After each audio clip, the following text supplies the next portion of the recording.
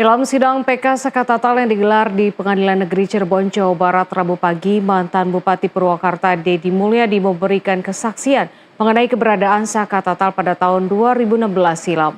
Deddy menjelaskan bahwa Sakatatal tidak ada di tempat kejadian saat peristiwa terjadi. Berikut pernyataan Deddy Mulyadi.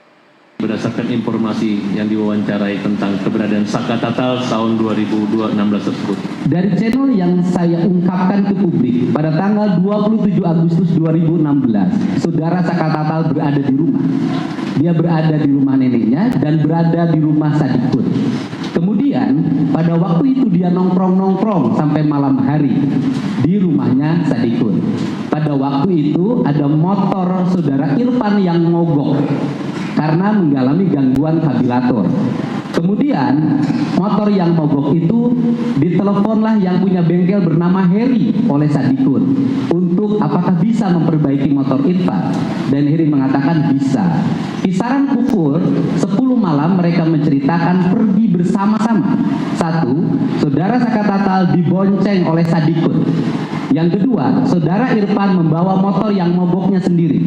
Yang ketiga, saudara Raja almarhum membonceng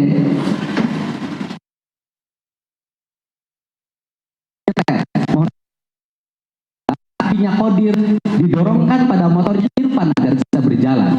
Kemudian setelah mereka berangkat masuk ke flyover. Di flyover itu Sadikun menceritakan ada kerumunan orang, ada polisi di situ, dan Sadikun berkesimpulan bahwa itu adalah operasi tilang.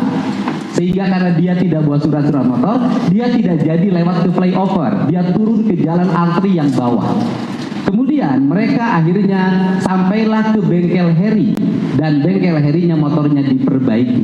Dari seluruh rangkaian yang saya lakukan bersifat mendadak, dalam bahasa hukumnya mungkin rekonstruksi, kalau saya tidak punya kewenangan untuk itu.